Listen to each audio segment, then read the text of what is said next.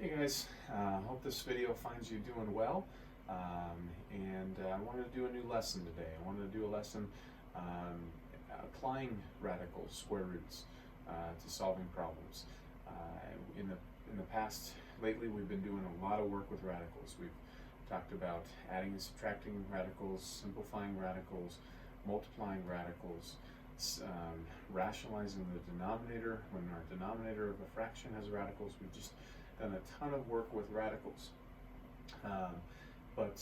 Today I want to teach you an application of radicals, and that is the Pythagorean Theorem, and how we can use the Pythagorean Theorem to solve for a missing side in a right triangle. So let's get started, we got some examples to get to as well. So here we go. All right, first, I think that it's worth our time to develop where this Pythagorean theorem comes from. There are many different proofs out there as to, again, where we get this Pythagorean theorem. This is just going to be one of them, and I think it's a pretty easy one to follow. And so that's the reason I'm going to teach it to you. Again, I don't show you this to that I expect that you're going to have to regurgitate or you perform this at some point. I just have this philosophy in teaching that if I can show you the why and it's not too complicated, I'd rather do that than just make you believe math and faith. Faith is for religion. Faith is not for math. The facts of math are concrete, black and white. Here is a kind of a geometric / algebraic proof of the Pythagorean theorem. And so how it works is I just started with one big square, and then I went ahead and drew in here 4 congruent or identical right triangles. So I basically just divided up each of the sides of the square, and I said this little piece I'm going to call A, this next piece I'm going to call B, and I did that same thing all the way around. Okay, and then I ended up calling this third side of this right triangle C, and that would be the case in all of these. Okay, so one fact that we know is that the area of this whole square has to be equal to the area of the 4 triangles plus the area of the smaller square inside, right? Nothing is overlapping, so that must be the case. So hopefully you would agree with that statement. So I'm going to write that basically. Area of whole square is equal to area of all. I'm just going to say area of whole square is equal to area of all parts. Okay, so then how can I represent the area of the whole square? Well, from your days in middle school, you would have hopefully seen, if not, it's no big deal, it's right here, hopefully seen that the area of a square can be calculated by side squared. Area of a square is side squared. So take this whole side times that whole side, and that will give you the area of the square. Well, how can I represent this side? Well, it's made up of this A and this B. So A plus B is this whole side, as is this whole side, A plus B. So I need to take A plus B and times it by itself. Well, that's the same thing as saying A plus B quantity squared. So that right here represents the area of this whole square, the big square you see. Okay? Now, this has to be equal to the area of all the parts. So, as I mentioned, that would be the area of the 4 identical triangles and the area of the square inside. So, hopefully you'll also remember the area of a triangle formula equals 1/2 the base times the height. Okay, so I'm going to go ahead and put that to use. So all of these triangles you can picture just like this triangle that has maybe a base of A and a height of B. Okay, so then I'm going to do 1/2 the base times the height. But how many of those do we have? We've got 4 of those, so I just need to times that by 4. And then there's one other part to this shape. We have the 4 triangles, but then we also have this little square inside. And so again, applying this area formula for a square, it's side squared. Well, what are each of the sides of that square? C, right? So this must be C squared for the area of the square inside. Okay? Now, let's clean this up. This is the algebra part. In a earlier chapter, we worked on expanding binomials squared. Okay, if you don't remember that shortcut, here it is. To expand a binomial squared, we can do one of 2 things. We can do the shortcut, or I could say, well, that means a plus b times a plus b, and I go into foiling. But the shortcut said, no, we square the first term. We multiply these 2 terms together, a times b or ab, and then we double, so that makes 2ab, so plus 2ab, and then we square the last, so that's b squared. Okay, so that's how you expand the left side of this equation. On the right side, we've got 4 times a half, which makes 2. 2 times a times b, so that's 2ab plus c squared. Now, what do you notice about both sides of the equation? Hopefully you see that on both sides we have a 2ab term. Okay, so what I'm going to go ahead and do is I'm going to go ahead and subtract. I don't want to underline because it will look like a fraction, so let me erase that underline real fast. I'm going to subtract 2ab from both sides, and look what we're left with. A squared plus b squared equals c squared. Wow, that's cool. Because if you look back over here, there's one shape in here that involves A, B, and C. That's this right triangle. Any of these right triangles. So if I look at this right triangle, what I just discovered is a relationship between all 3 of the sides. A squared plus b squared has to equal c squared. This only works with right triangles, okay? But this is a Pythagorean theorem, okay? So the Pythagorean theorem states in a right triangle,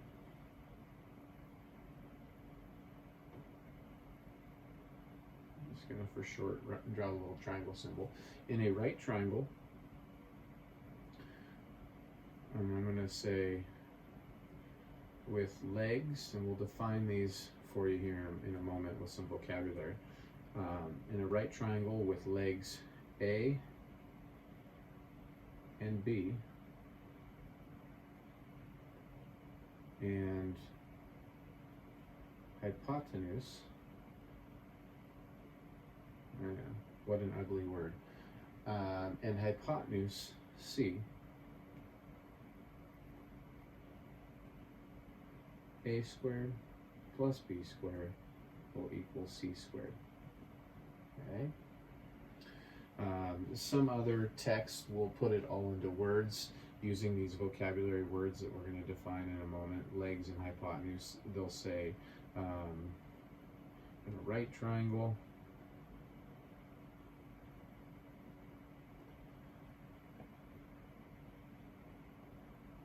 the sum of the squares of the legs is the square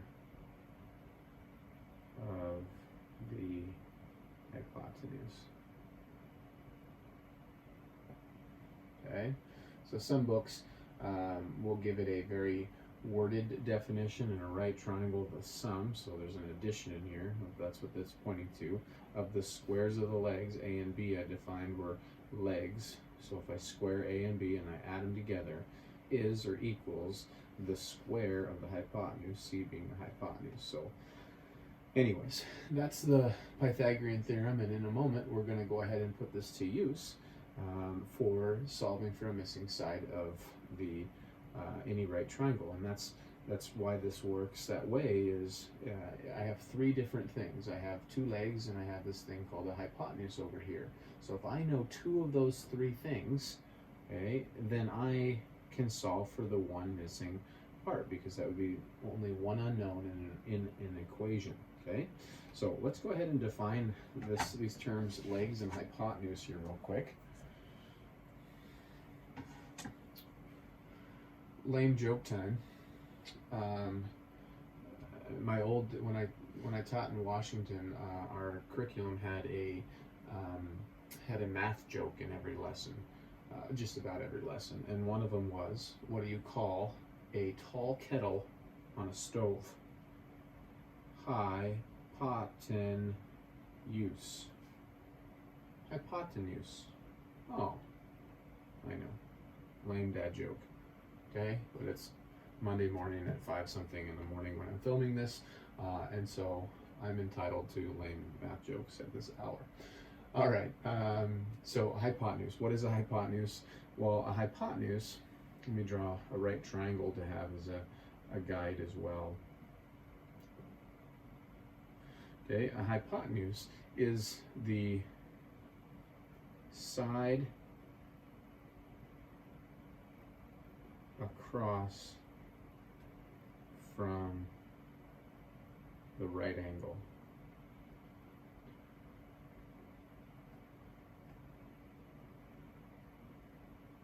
In a right triangle.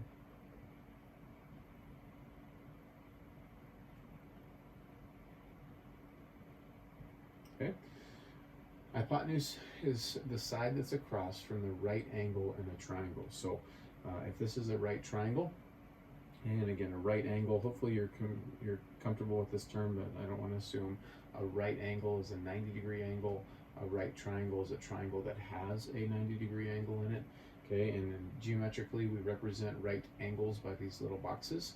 So there is where our right angle is. Okay, so the side across from the right angle is in a right triangle is called a hypotenuse. So this is what I mean, across would be over that way, and so we call that the hypotenuse. Okay, so you could make a note here, often labeled as C. Okay, in the Pythagorean Theorem that states in a right triangle a squared plus b squared equals c squared, C is always the hypotenuse in that formula. Okay, that needs to be explicitly clear. The hypotenuse is reserved for C in the Pythagorean Theorem. Okay, so that's one vocabulary word that we're going to be throwing around here in this lesson. Another one is legs. So a simple definition that you could say, there's all kinds of things we could probably say here. You could say the non-hypotenuse, let me spell here, the non-hypotenuse, okay, the non-hypotenuse sides, notice the plural, of a right triangle.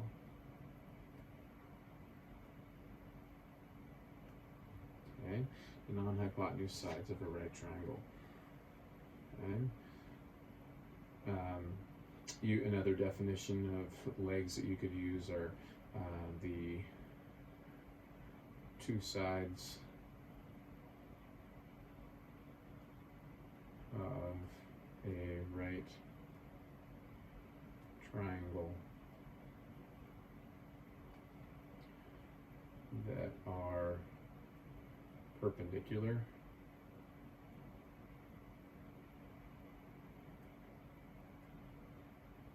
Perpendicular means form a right angle.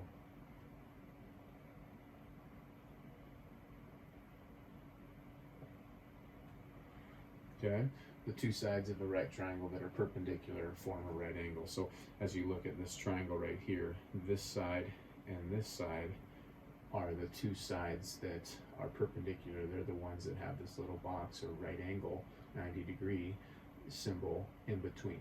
Okay, so they're the ones that form a right angle. C over here and this one, they don't form a right angle. That's an acute angle in between there. C and this one, they don't form a right angle. That's an acute angle in between there.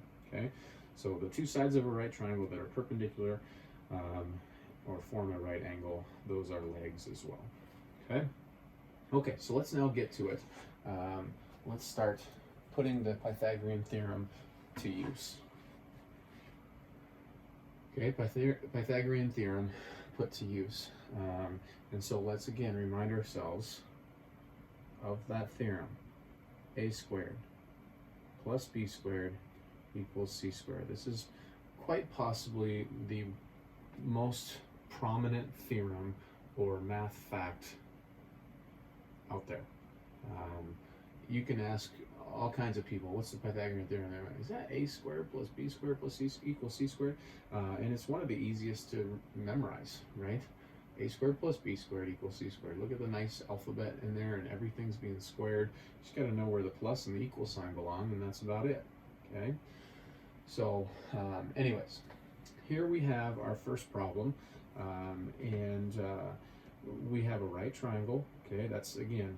If you were to go back to what I wrote, I have to just stress this. If you were to go back to what I wrote here on the theorem, look how it starts. In geometry, you'll learn that this is called the hypothesis to a statement. In a right triangle with legs A and B, okay, this must be satisfied. It has to be a right triangle in order to finish the statement. Another way of saying it, you can make it into what's called a conditional statement. If a triangle is right, then a squared plus b squared equals c squared. So we must have a right triangle. It'd be like if you told your parents, hey, mom and dad, if I clean my room, can I go to the movies? Sorry, I know movie theaters are still closed. If I clean my room, may I go to the, then can I go to the movies? Or, well, you can't go to your parents and say, I'm going to the movies unless you've cleaned your room, right? That is a precondition for the follow-up of that sentence, okay? And so that's the same idea right here, is I have to have a right triangle in order to assume this statement. This is not true about all triangles. It's only true about right triangles, okay? So, first condition that we need to see met is this a right triangle? And your answer would be yes. We can tell that because of this little box in the corner, okay? So if that's the case, then we know a squared plus b squared equals c squared. And again, these are the squares of the legs is equal to the square of the hypotenuse. So I just need to plug in what information I know. So 10 and 3 are both the legs, right? They're the two sides that together form this right angle, and x across from the right angle, okay, is the hypotenuse, okay? So as I substitute into that formula, these numbers, it should look like this. 10 squared plus 3 squared equals x squared. Now, you might say, well, what could I have written 3 squared plus 10 squared? Yes, because what am I doing with those two things? We're adding them, and the order of addition does not matter. That's what is called the commutative property of addition. Okay, so 10 squared plus 3 squared, or if you wrote 3 squared plus 10 squared, that's fine. The big idea, and I emphasized this earlier in the video, is that the hypotenuse must be in the place of c. So our hypotenuse is x, and I must put that in the place of c. All right, now we need to finish solving this. So to solve the Pythagorean theorem, we just need to evaluate what we can. So 10 squared is 100. 3 squared is 9 equals x squared. Okay, I can do 100 plus 9. I'm going to flip this equation around. We are more accustomed to having the variable on the left. So x squared equals 109. And then I need to finish solving. What gets rid of, class? What do you think gets rid of a square? What kills it off? I've been saying this in previous videos, and that is a square root. There are inverse operations of one another. So I'm going to go ahead and square root now both sides. This is why this lesson fits in with what we've been doing, is because this is now an application of radicals, a place where we use radicals. So again, squares and square roots kill each other off, so that just leaves me with x equaling the square root of 109. Now, This is where typically the directions of problems will say, and this is kind of my expectation, is that you'd put your answers in what is called simplest radical form. Anytime you see that phrase, simplest radical form, you've got to follow your conventions, your 3 rules with radicals that I've let out every single one of these videos in the last couple weeks on, where we have to simplify all radicals using Brings-Chapel as our method. We have to leave no fractions in radicals, and so we can apply that principle to break up that fraction in the radical as the radical of the numerator or the radical of the denominator, and then we have to leave no radical in the denominator, and that process being the rationalizing the denominator. So here in this situation, if I was to leave my answer in simplest radical form, I got to check, does this break down with Brings-Chapel? 109, I don't know that it does, and so I think this is my final answer right here. This would be considered simplest radical form. So that side is the square root of 109, which is a little over 10. Square root of 121 is 11. Square root of 10, the square root of 100 is exactly 10. So this is 10 point something, but I'm not too concerned about that decimal, okay? This is an exact answer. If I were to write 10 point something, that would be an approximation, okay? So that is one use, one application of the Pythagorean theorem. Let's try another one, okay? So in this situation, notice here what was unknown to us was a hypotenuse. Here I have the hypotenuse, right? Remember, this is important for you to realize what are all of these sides. You can't just go to every single problem. This is a common mistake that students make. You can't go to every single problem and be like, okay, the 2 things that are given to me, there's my a and my b, and so I'm going to square them and add them together, and this equals c squared. No. You have to figure out what is the hypotenuse every single time you start these problems. That should be pretty much your step 1 when you see that you're solving by using the Pythagorean theorem. You've got to look for, what's my hypotenuse? Oh, x is my hypotenuse. Oh, 6. So that means 6 goes in the place of c in this problem. So that means that these 2 are my legs. So x squared plus 3 squared equals 6 squared. Okay? And then we compute. I can't compute x squared other than x squared plus 3 squared. 9 equals 6 squared, 36. Okay? And then we want to solve for x. So in order to solve for x, we've got to get x squared first by itself. So we're going to subtract 9 on both sides. X squared equals 36, take away 9 is 27. And then we need to square root both sides.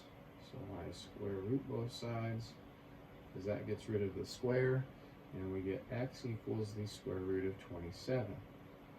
Now again, last problem, this is where I stopped, but I had the conversation with you that we need to try to always simplify these radicals. So 27, I do see how 27 can break down pretty nicely.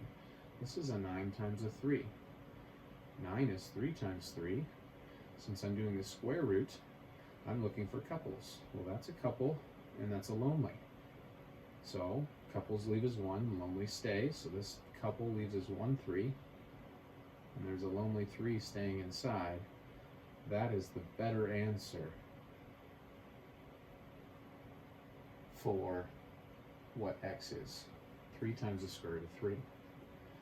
Okay, now, in theory, ladies and gentlemen, these are the only 2 examples I should have to show for applying the Pythagorean theorem. We have only really 2 parts to, I know there's 3 sides to these triangles, hence the name, but there's only really 2 parts. In your definitions and your vocabulary, I defined for you a hypotenuse and a leg. And so those are the, since there are 2 legs, those are the only 2 situations where that can cause these triangles to differ. I either have to, and again, in order to apply the Pythagorean theorem, you must know 2 of the 3 sides. So you either know both legs, and you need to solve for hypotenuse. That was this first problem we did together. Or you know one leg and one hypotenuse, and you need to solve for the second leg. That's what this problem was. Okay, so in theory, these two problems summarize anything I could give you where I'm asking you to use Pythagorean theorem to solve for a missing side of a right triangle. Okay, now let's take a look at a few others, even though I've just said that, just because practice always helps. This just gives you opportunities, more opportunities to pause the video and check, am I getting this or not? And I wanted to throw out a few problems where I give you radicals for sides, and you might be cringing like, oh, come on, Mr. Breen, well, we don't need to make it any harder. And in fact, I'm actually making it easier. Just to, pay attention here. All right, so here we go. So what information do I, basically it comes down to, when you start this, what do I know about the hypotenuse? Do I know it or do I not know it? So again, a hypotenuse by definition across from the right angle. Across from my right angle is 3. So I do know my hypotenuse. So when I set up this a squared plus b squared equals c squared, I know my hypotenuse. So this is going to be equals 3 squared, right? 3 is my c, or my hypotenuse. So then a, call it root 3. That whole thing needs to be squared. B, we'll call it x, and that needs to be squared. Okay? And we just compute with all these squares. So again, what happens to a square root when I square it? Oh, they kill each other off. So this is why I mentioned this is actually easier. You don't have to actually compute so much what that value is. When you square a square root, they kill each other off, and you're just left with the 3. So 3 plus x squared equals, 3 squared is 9. To finish solving for x, I got to isolate x squared. So I got to get rid of this 3, subtract 3 on both sides. X squared equals 6 then. And what gets rid of the square to get x all by itself? A square root does. So I'm going to square root both sides. Whatever you do to one side, you do to the other. So again, square roots and squares kill each other off. So that just makes x. X equals the square root of 6. Can 6 break down? Yes. But does it break down in a way where we have any couples? No. And so that's why that would be our solution for what that missing side is. Okay? Let's do another one. Again, start all these problems and ask yourself, what do I know about the hypotenuse? Do I know it or do I not? Hypotenuse, by definition, across from the right angle. I know it. So this is just like this last problem we did. So x squared plus 3 squared equals 11 squared. Again, if someone were to say 3 squared plus x squared, equals 11 squared, that's fine. There's no rhyme or reason as to why I started necessarily with x squared and not 3 squared. Okay? Again, the key thing, I've emphasized this already, I'll keep emphasizing this, is that 11 is your hypotenuse and it must be in the place of c. Okay, so let's evaluate each of these squares. Can't do anything with x squared other than say x squared. 3 squared is 9. 11 squared, there's a perfect square that you should know, 121. Okay, keep going. Solve for x squared by getting rid of the 9. X squared, so I'm going to subtract 9, equals, if I take away 9 here, you get 112. 112. And then what gets rid of a square? A square root, so I'm going to square root both sides. So x equals, because the square root and the square kill each other out, the square root of 112. Now, can that break down? Let's see. 112. If you don't immediately know factors, you do know at least that it ends in a 2, which is a number that's even, and so this is divisible by 2. 2 and it should be 56. Because 50 multiplied by 2 makes 100. 6 more multiplied by 2 is 12, so that makes the 112. 56, you should recognize 56. Keep going. You could say, what, 8 times 7 if you wanted. So 8 times 7 is 56. Break down your 8. It's a 2 and a 4. Break down your 4. It's a 2 and a 2. 7 is prime. Okay, and so we're looking for our couples. Looks like we have a couple of 2's.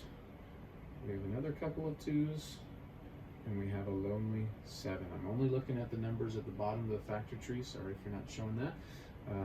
And so this couple of 2's is going to leave as 1, 2. That couple of 2's is going to leave as 1, 2. So you have a 2 times a 2 and a lonely 7 inside the radical. 2 times 2 makes 4. 4 root 7 is our value for x in this problem. Okay? All right, so that's the same thing as the square root of 112. All right, let's try one last example before I let you loose to start working on your homework assignment that goes with this lesson. That will have opportunities for you to continue to practice this on your own. All right, so as I keep saying on all of these problems, we need to ask ourselves, what do we know about the hypotenuse? Do we know it or do we not? We are looking for that right angle, and across from it is where our hypotenuse is found. And here we know our hypotenuse. So this is just like these last two ones that we've done.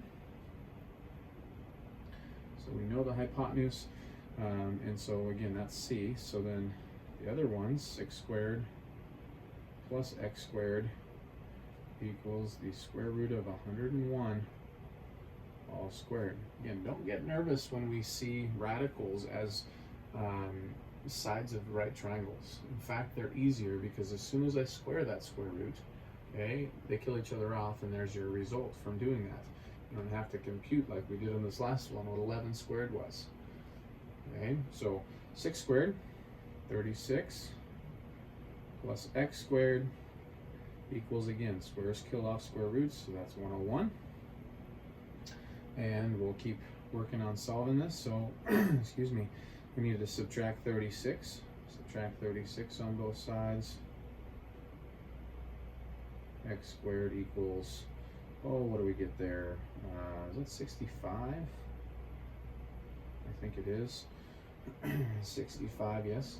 Okay, and then we go ahead and square root both sides because that's what gets rid of the square. We're not interested in what is x squared. We're interested in solving for the missing side. The missing side is x. Okay, so I need to get rid of the square, so I square root both sides. So x equals the square root of 65. Now, does that break down? Well, let's see. 65 is divisible by 5, but I think it's 5 and 13. Okay, and 13 is prime, so in this situation, it broke down, but we don't have any couples, and so this is our simplest answer then for the missing side. X equals the square root of 65. Okay? All right, so I hope this video helped teach you, maybe for the first time, what the Pythagorean Theorem is. Hopefully you saw and were able to understand, again, how it was developed, or at least one way that you can develop. There's lots of proofs out there for the Pythagorean Theorem, but again, I didn't want to leave you with just trust Mr. Breen, a squared plus b squared equals c squared. No, hopefully you're able to follow that proof that I did at the start, and that those examples were helpful for you. Okay, so as always, I hope this video finds you doing well, staying safe. I miss you guys. Please reach out if you have any questions.